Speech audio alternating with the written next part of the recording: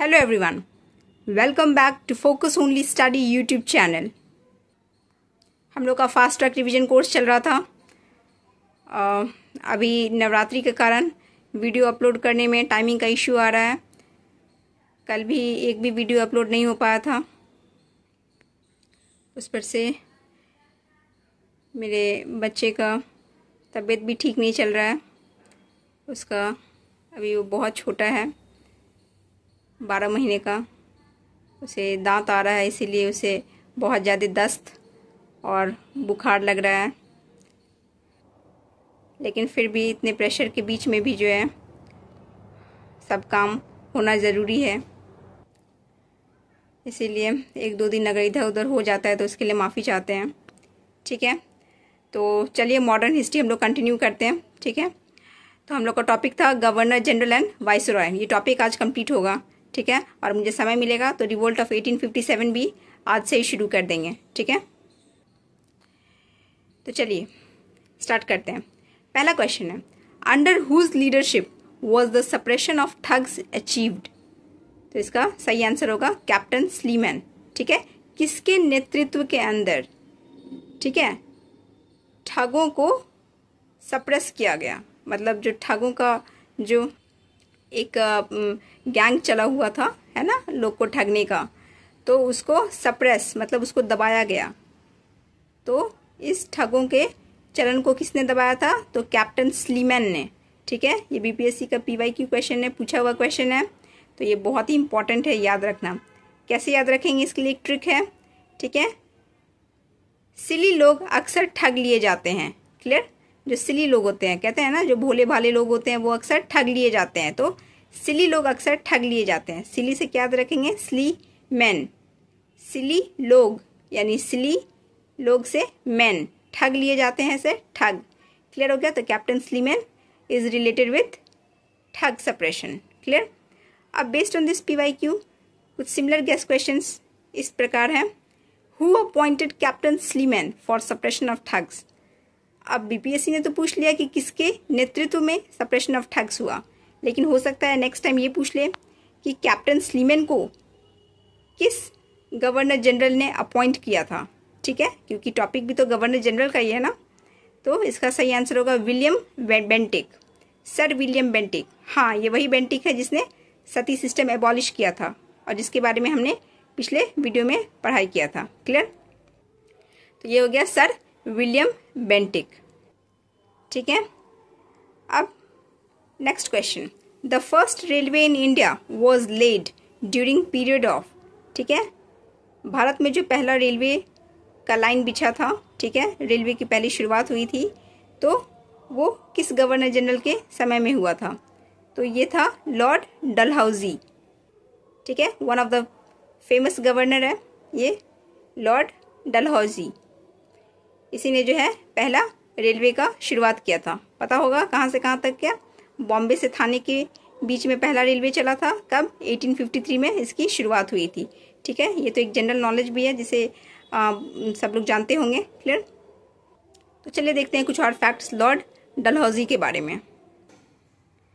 तो next question है, the first railway line was started and opened between. तो इसका सही आंसर होगा, जैसे मैंने बताया, बॉम्बे टू थाने इन 1853। और ये रेलवे शुरू किसने किया था? तो इस कंपनी का नाम था great Indian peninsular railway, right. So the first railway line was started in 1853 from Bombay to Thane and was started by great Indian peninsular railway. ठीक है, next question, which princely states was not annexed by British. ये BPSC का PYQ question है। ठीक है, कौन सा princely state जो है वो ब्रिटिश के द्वारा एनेक्स्ड यानी हथियाया नहीं गया था। ठीक है, एनेक्स्ड का मतलब क्या होता है? उस पर कब्जा जमाना। ठीक है, तो इसका सही आंसर क्या होगा? ग्वालियर। ठीक है, अभी हम लोग इसके बारे में आगे डिटेल्स देखेंगे, क्योंकि ये सभी जो भी प्रिंसली स्टेट्स एनेक्स्ड हुए थे ब्रिटिशर्स के द्वारा, वो डॉक्ट्रिन ऑफ लैप्स के तहत हुए थे। ठीक है, based on this PYQ question similar guess questions देखते हैं। तो पहला क्वेश्चन है, which governor general formulated and implemented doctrine of lapse. ठीक है, अभी जो बीपीएससी का पीवाईक्यू क्वेश्चन हमने देखा ग्वालियर वाला है ना ऊपर में, कि ग्वालियर जो है वो ब्रिटिशर्स के द्वारा एनेक्स नहीं किया गया था, ठीक है, नहीं हड़पा गया था।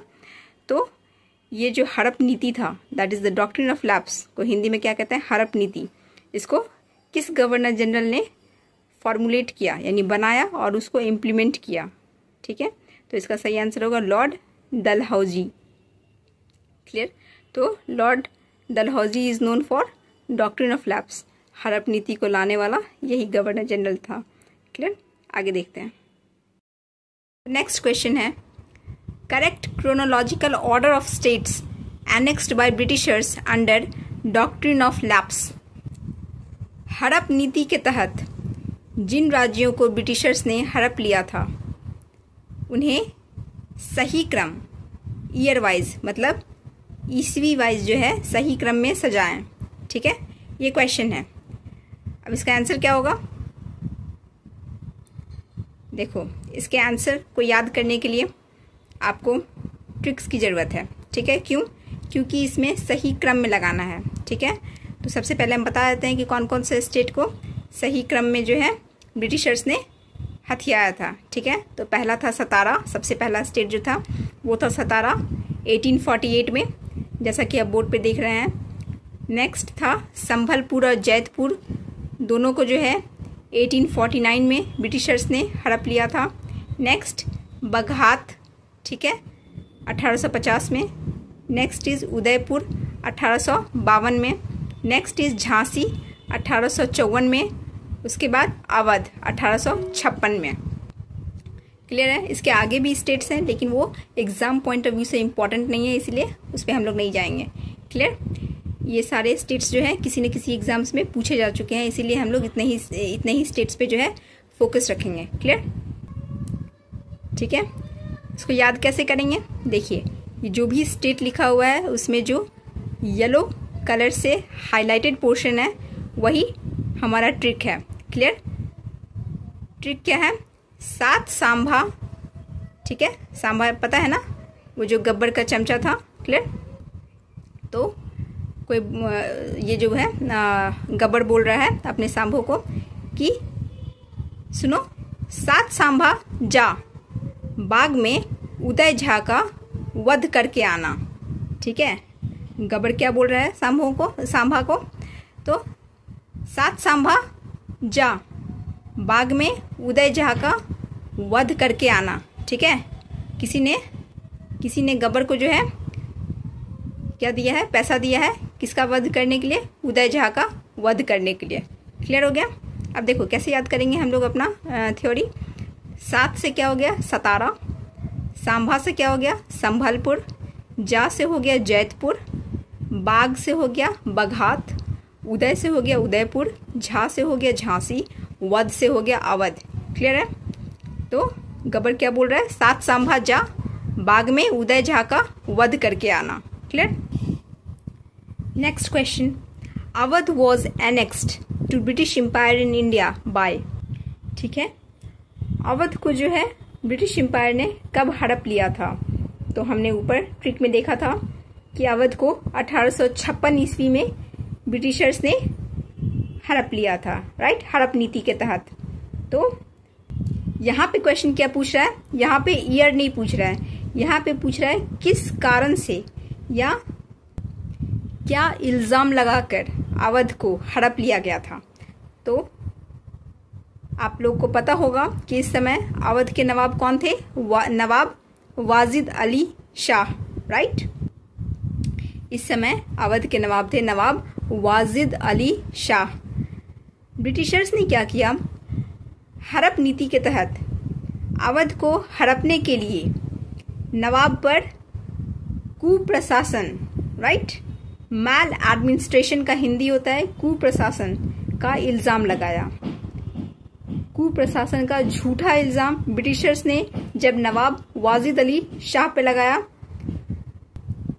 ठीक है, तो नवाब को मजबूरीवश जो है इस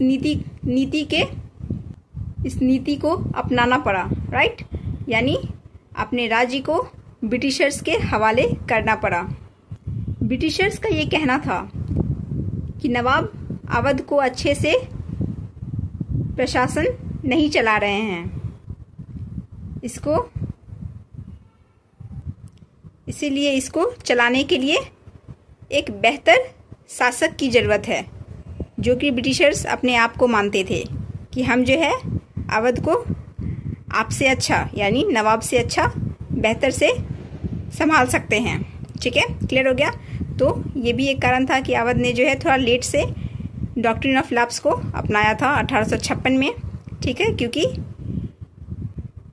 नवाब जो है वो इस पर हस्ताक्षर करने को तैयार नहीं थे, इसीलिए ब्रिटिशर्स ने उन पे झूठा इल्ज़ाम लगाया ताकि वो जल्दी से इस नीति को अपना ले और अवध हमारे कब्जे में आ जाए। क्लियर हो गया। नेक्स्ट है, public works department was organised in 1845 से 55 बाय। अब ये पब्लिक वर्क्स डिपार्टमेंट जो है वो 1845 से 1855 के बीच किस गवर्नर जनरल के द्वारा लाया गया? तो इसका भी सही आंसर क्या होगा? Lord Dalhousie, right. अभी हम लोग लॉर्ड डलहौजी के बारे में पढ़ाई कर रहे हैं ना, तो इसका एक पॉइंट ये भी याद रखना है कि पब्लिक वर्क्स डिपार्टमेंट जो है वो लॉर्ड डलहौजी ने ही क्या किया था? शुरू करा था। ठीक है, नेक्स्ट है, who merged Sikkim in India. अब देखो यहाँ मर्जिंग का बात है। क्लियर? अगर नहीं भी आ रहा हो क्वेश्चन का आंसर तो आप इंटेलिजेंट गेसिंग कर सकते हो, मतलब यहाँ पे मिलाने का बात कह रहा है। तो ऐसा कौन सा गवर्नर जनरल था जिसने कि मिलाने पे ध्यान दिया था, हड़पने पे ध्यान दिया था? ठीक है, किसी न किसी तरह से झूठा इल्ज़ाम लगाकर या कोई ना कोई बहाना लगाकर राज्यों को हड़प लेने की नीति किसने लाई थी? तो लॉर्ड डलहौजी ने। तो अगर नहीं भी आता हो तो भी आप जो है यहाँ पे गेस कर सकते हैं कि हो सकता है कि इस हड़प नीति के तहत लॉर्ड डलहौजी ने ही जो है सिक्किम को इंडिया में मिलाया। क्लियर? और ये सही भी आंसर है कि उन्होंने ही ये काम किया था। ठीक है, तो चलिए देखते हैं next question. Who was the first viceroy of India? Bharat का पहला वाइसरॉय कौन था? तो इसका सही आंसर है लॉर्ड कैनिंग। ठीक है, अभी तक हम लोगों ने गवर्नर जनरल देखा था, लेकिन अब 1858 आ चुका है, गवर्नमेंट ऑफ इंडिया एक्ट 1858, जिसमें कि ईस्ट इंडिया कंपनी का रूल ख़त्म हो चुका है। ठीक है, और अब जो है भारत का एडमिनिस्ट्रेशन डायरेक्ट ब्रिटिश क्राउन यानी ब्रिटिश पार्लियामेंट के अंतर्गत चला गया है। अब डायरेक्ट जो है इंग्लैंड की महारानी क्वीन विक्टोरिया भारत पर शासन करेंगी, बीच में कंपनी मीडिएटर नहीं होगा।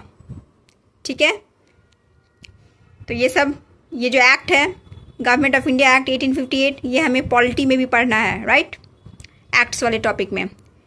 नेक्स्ट क्वेश्चन देखते हैं। Queen Victoria was appointed the empress of India in. Bharat की महारानी के रूप में क्वीन विक्टोरिया को कब अपॉइंट किया गया? तो ये साल था 1858, 1858, राइट। देख रहे हैं बीपीएससी में पीवाईक्यू क्वेश्चन में पूछा हुआ है। ठीक है, तो ये टॉपिक ही बहुत इंपॉर्टेंट है। Clear? Based on this PYQ next guest questions क्या हो सकते हैं? तो पहला है, queen Victoria was given the title of Kaiser Hind in. अब क्वीन विक्टोरिया को जो है कैसर हिंद का टाइटल, ठीक है, कैसर हिंद का टाइटल का मतलब क्या होता है? पदवी, राइट, डेजिग्नेशन। ठीक है, कब मिला? तो ये साल था 1877 और इस समय दिल्ली दरबार हुआ था, राइट। आपको पता होना चाहिए कि टोटल 3 दिल्ली दरबार हुए थे।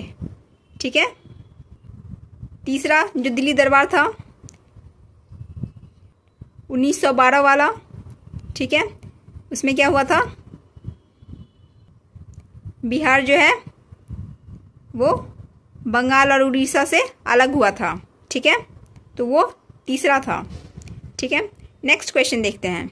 Queen Victoria's manifesto was red out on 1 November 1858 by which governor general.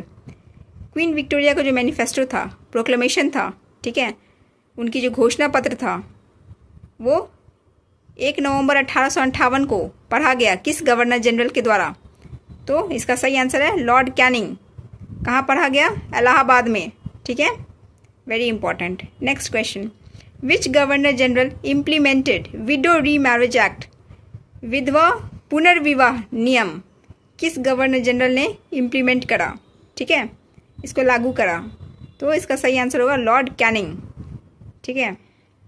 ये बहुत ही इंपॉर्टेंट एक्ट है और ये भी पूछ सकता है कि विडो रीमैरिज एक्ट किस साल में आया, किस साल में ये हुआ था, ठीक है। तो इसका सही आंसर क्या होगा?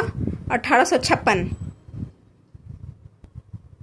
क्वेश्चन देखते हैं, विच गवर्नर जनरल एबॉलिश्ड स्लेवरी, किस गवर्नर जनरल ने जो है गुलामी को खत्म किया? तो इसका सही आंसर होगा लॉर्ड एलन बॉरग, ठीक है। और ये क्वेश्चन भी पूछा जा सकता है कि गुलामी किस वर्ष में खत्म हुई? तो इसका सही आंसर होगा 1843 में, 1843 में। नेक्स्ट क्वेश्चन है, which governor general is related to annexation of Sindh, Sindh के कब्जा से जो है कौन गवर्नर जनरल रिलेटेड है? तो इसका भी सही आंसर क्या होगा? Lord Ellenborough, right. अब इस दोनों फैक्ट्स को याद करने के लिए एक ट्रिक का हम लोग सहारा लेते हैं, ठीक है। यह ऐलान कर दो गुलामी खत्म हुई लेकिन सिंध पर कब्जा रहेगा। ऐलान से याद रखेंगे एलन बॉरग, गुलामी खत्म हुई यानी स्लेवरी एबॉलिश हो गई, सिंध पर कब्जा रहेगा यानी एनेक्सेशन ऑफ सिंध जो है एलन बॉरग के नेतृत्व में किया गया। क्लियर? अभी कुछ देर पहले जो हमने लॉर्ड कैनिंग का पढ़ा था उसके फैक्ट्स को याद करने के लिए आइए एक ट्रिक देखते हैं, ठीक है। लॉर्ड कैनिंग को रिकैप कर लें कि लॉर्ड कैनिंग जो थे फर्स्ट वाइसरॉय थे इंडिया के। इलाहाबाद में क्वीन विक्टोरिया के मैनिफेस्टो को उन्होंने ही रीड आउट करा था, पढ़ा था, और उन्होंने विडो रीमैरिज के लिए जो एक्ट था उसको इम्प्लीमेंट किया था, ठीक है। तो ट्रिक है, पहली बार महारानी विक्टोरिया के सामने वॉइस उठाया है रॉय ने, वो भी इलाहाबाद की किसी विधवा के पुनर्विवाह के लिए। How can he do it, ठीक है। तो इस सीन को विजुलाइज करना है, ठीक है, और फैक्ट्स को याद रखना है। पहली बार महारानी विक्टोरिया, पहली से हो जाएगा, फर्स्ट वाइसरॉय थे महारानी Victoria, queen Victoria, voice plus Roy से हो जाएगा वाइसरॉय, इलाहाबाद, ठीक है, विधवा पुनर्विवाह यानी window remarriage, and how can he do it में कैन जो है वो लॉर्ड कैनिंग से रिलेट कर सकते हैं, ठीक है। तो इस तरह से जो है हमें आसानी से ये सारे फैक्ट्स याद हो जाएंगे, ठीक है। नेक्स्ट क्वेश्चन देखते हैं, the viceroy who followed aggressive policy towards Afghanistan, Afghanistan के प्रति कुछ एग्रेसिव यानी बहुत स्ट्रिक्ट पॉलिसी फॉलो करने वाले वाइसरॉय का नाम बताएं। तो इसका सही आंसर होगा लॉर्ड लिटन। ये बीपीएससी का पीवाईक्यू क्वेश्चन है, पूछा हुआ क्वेश्चन है, ठीक है। नेक्स्ट क्वेश्चन देखते हैं, इस पीवाईक्यू के आधार पे कौन सा और क्वेश्चन पूछा जा सकता है। Which Anglo Afghan war was fought during tenure of Lytton, ठीक है। लिटन के समय जो है कौन सा एंग्लो अफगान वॉर यानी ब्रिटिशर्स और अफगानीज के बीच युद्ध हुआ था? तो इसका सही आंसर होगा सेकेंड एंग्लो अफगान वॉर, जो कि 1878 में हुआ था। क्लियर? और पहला किसके टेन्योर में हुआ था? तो पहला एंग्लो अफगान वॉर जो है वो लॉर्ड ऑकलैंड के समय में हुआ था, ठीक है। अब इसको याद कैसे रखेंगे? तो इसका ट्रिक है अफगानी लिट्टी, ठीक है। बिहारी लिट्टी तो बहुत फेमस है, तो अपने हिस्ट्री याद करने के लिए अफगानी लिट्टी को भी याद रखना होगा। क्लियर? अफगानी से अफगानिस्तान और लिट्टी से Lytton. Next, first census in India was held during tenure of, पहला जनगणना जो भारत में हुआ था वो किस वाइसरॉय के ड्यूरेशन में हुआ था? तो इसका सही आंसर होगा लॉर्ड मायो, ठीक है। ये बहुत इंपॉर्टेंट क्वेश्चन है, बहुत सारे स्टेट पीसीएस में पूछा गया है, ठीक है। बीपीएससी में आने की पूरी संभावना है। नेक्स्ट क्वेश्चन है, which viceroy was murdered in its tenure,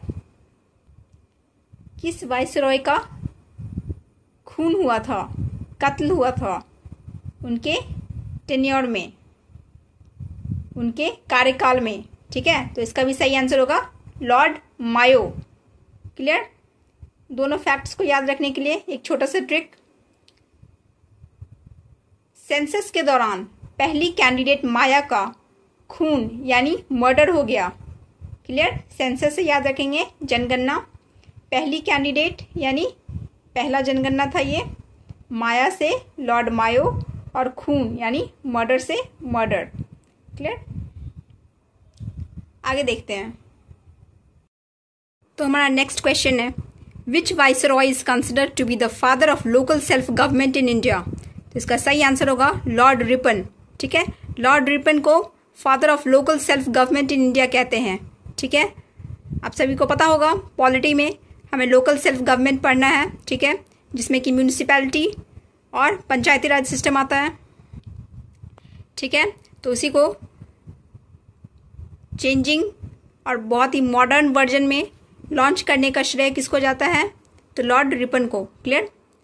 next question, which viceroys resolution strengthened local self government institutions in India. किस वाइसरॉय के रेजोल्यूशन ने, ठीक है, लोकल सेल्फ गवर्नमेंट को मजबूती प्रदान की। तो इसका सही आंसर होगा रिपन्स रेजोल्यूशन ऑफ 1882।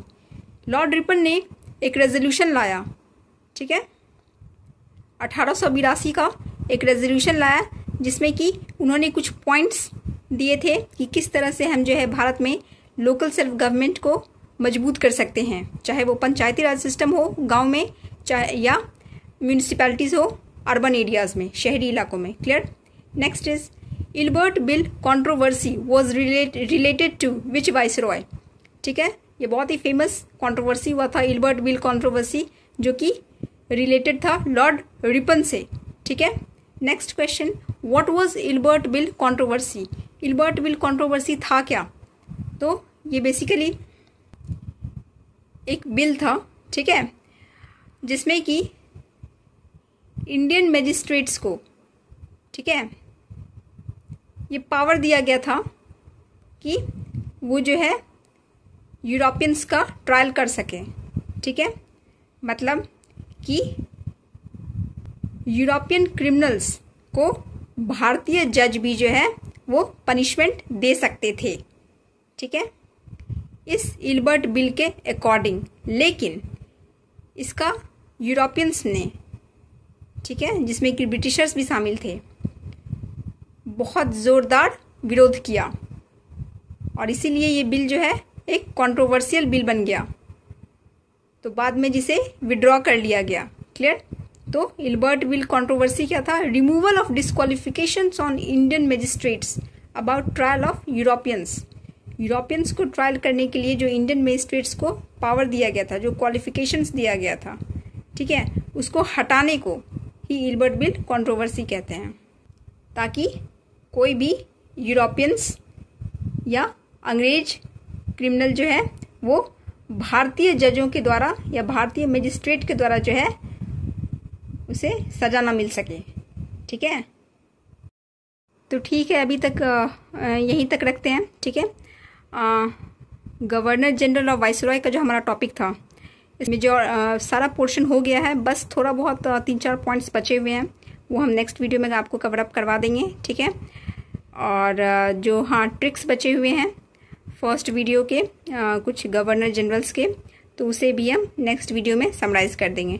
ठीक है, और अगर अच्छा लगा हो तो प्लीज़ शेयर करें, सब्सक्राइब करें चैनल को। ठीक है, लाइक करें, अच्छा लगता है, मोटिवेशन मिलता है।